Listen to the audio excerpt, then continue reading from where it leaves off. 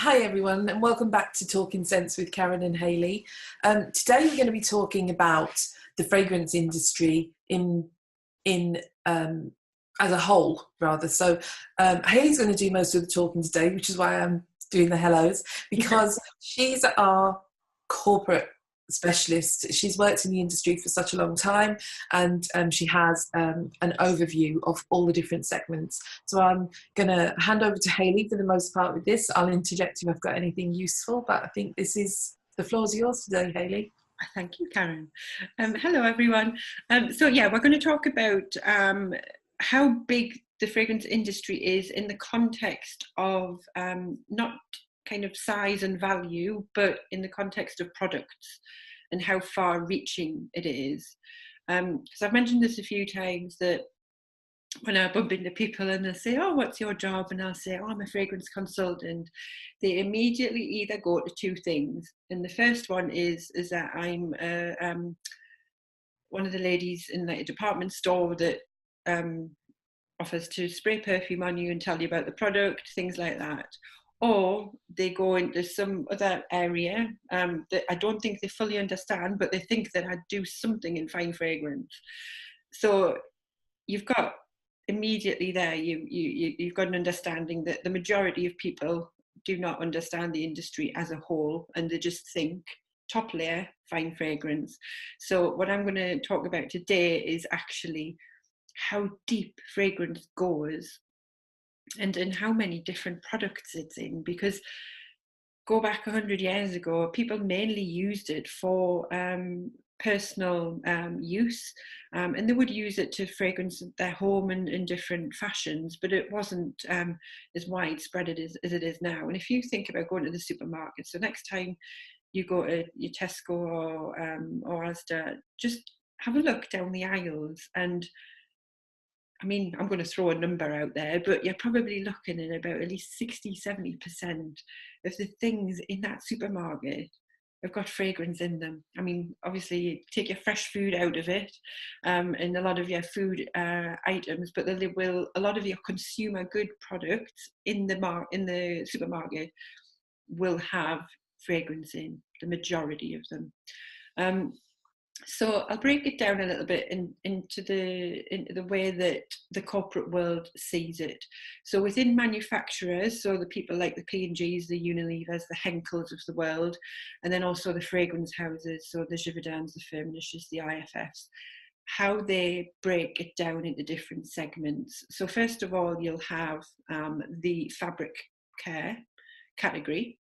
So within the fabric care category, you've got lots of different things in there. So this is whatever you would do to your clothes. So you had things like detergents. So even within that category, there's a lot. There's powder detergents, there's liquid detergents, there's the little pods that you get these days that are quite recent. You've got just plain powder tablets. You have fabric refreshers, so like things like Febreze. You also have fabric softeners.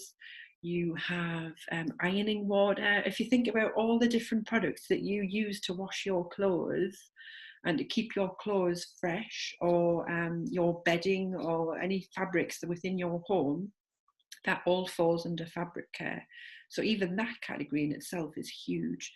And then if you go down to the next category, you'd be looking at what we would call home care. So again, this is particularly massive. So you've got the home fragrance and kind of side in it. So you've got like the candles, you've got like reed diffusers, wax melts, things like that. But then you've also got a lot of the home care products, which you're looking at. Wipes for your benches, Cif, like floor cleaners, bleachers. I mean, just when you think about, you go down the shop, like the aisle in those two aisles that you've got, where you've got your laundry stuff and then you've got like your home care stuff. Basically, what would be consisting of those two first categories. Then the next one is what you would call personal care. So personal care can be huge, because these are then broken down into smaller categories. So when you think personal care, you have got hair care. So again, anything you would use in your hair, being whether it be hair gel, shampoo, conditioner, detangling sprays, then Even you, yeah, even colorings, yeah. So a lot of the, I mean, you'll know, like I used to color my hair years ago. I can't be bothered to do it now, but I've embraced the roots. It's peroxide, isn't it? It's bleachy. It's got an awful smell. But in order to mask a lot of these odors, they'll put in fragrances in there. So the majority of fragrances are there for a dual purpose. They're there, to mask base odors, because if you think about things like bleaches, hair dyes, laundry detergents, like those as bases, when I used to get fragrance bases whacked on my desk at work, they didn't smell pleasant. They would either smell very bleachy or very biscuity. You would get a lot of unusual odors from all of the chemicals, because a lot of chemicals aren't odorless. And then when you mix them all together, they can make some horrible smells. So fragrances are in there for a dual purpose. Yes, to mask the base odor and make sure that it covers it for as long as possible, but then also to give a fragrance experience. So when you think of that, it's pretty complex. It's got a big job to do. So there's hair care, then there's skin care.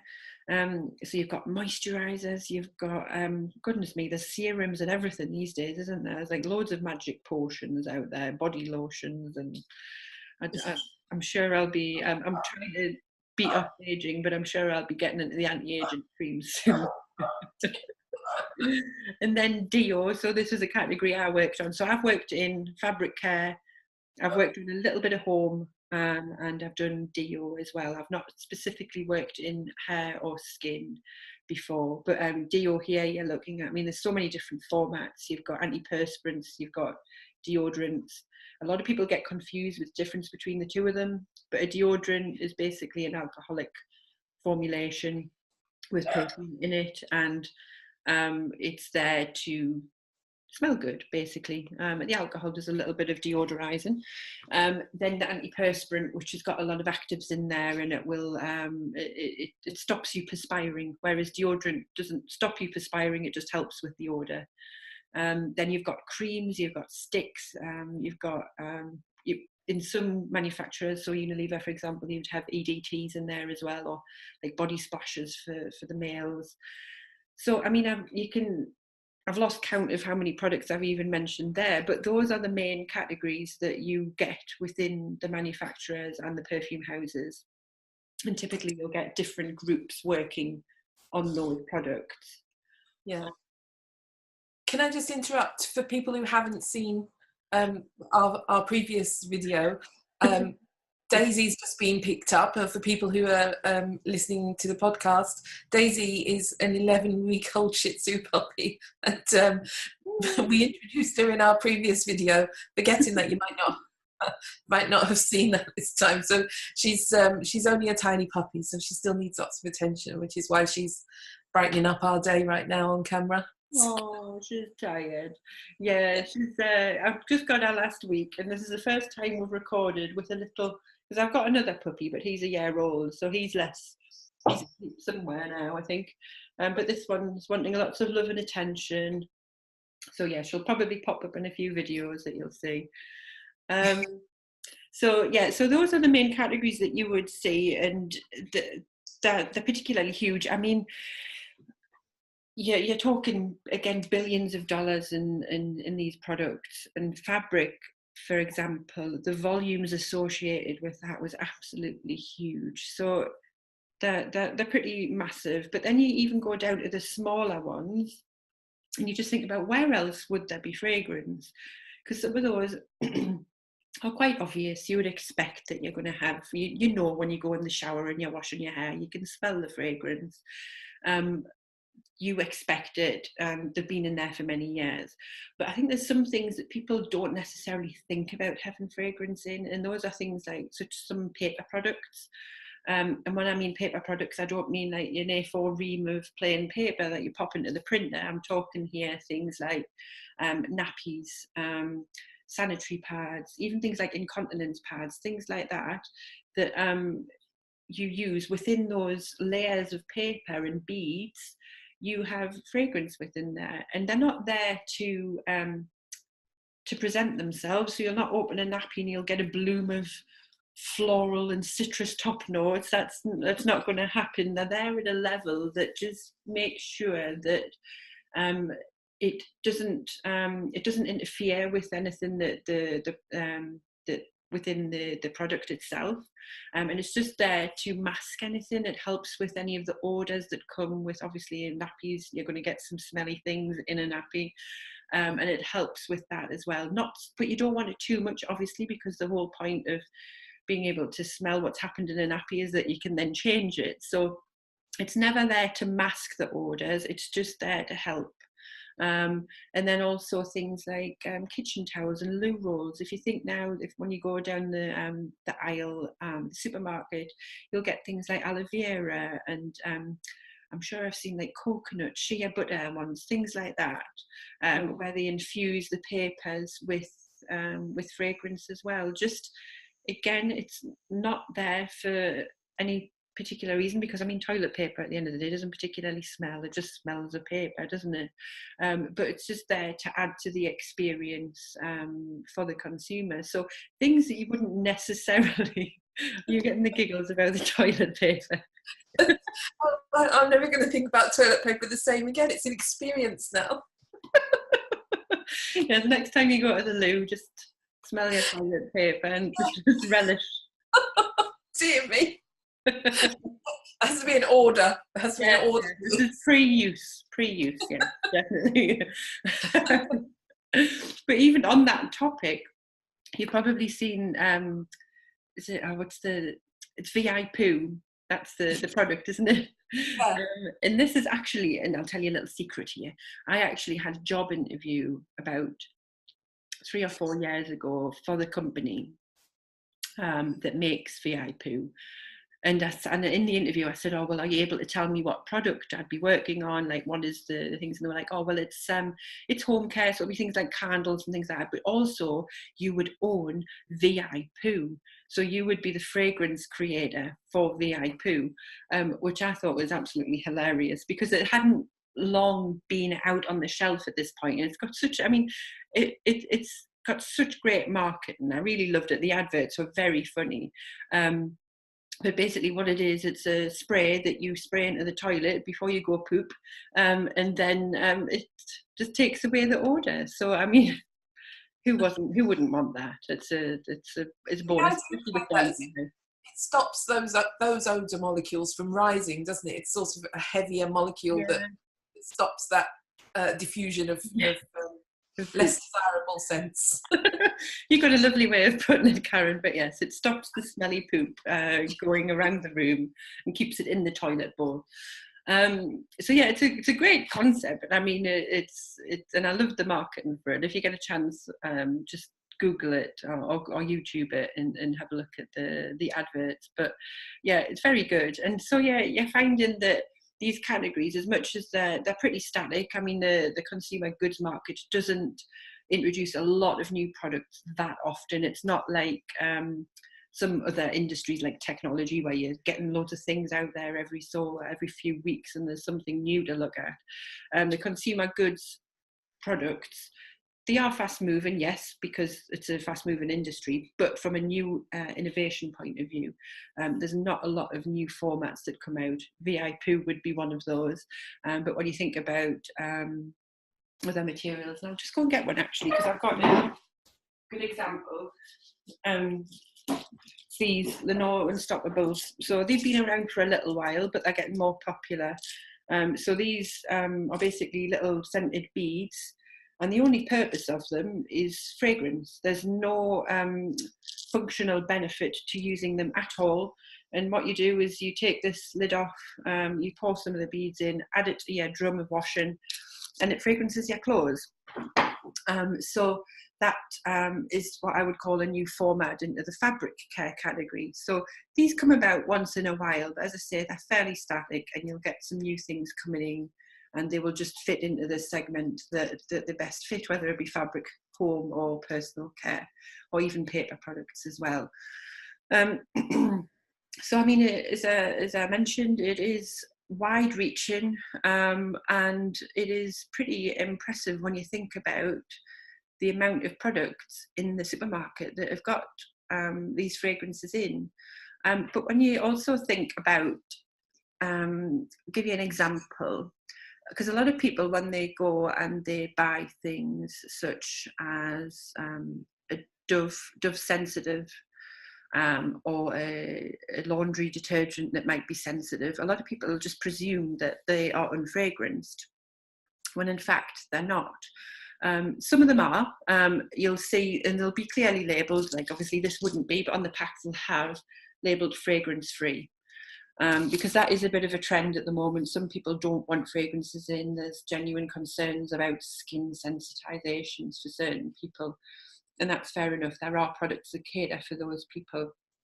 But a lot of people also have a belief that sensitive products just don't contain fragrance, and that isn't true.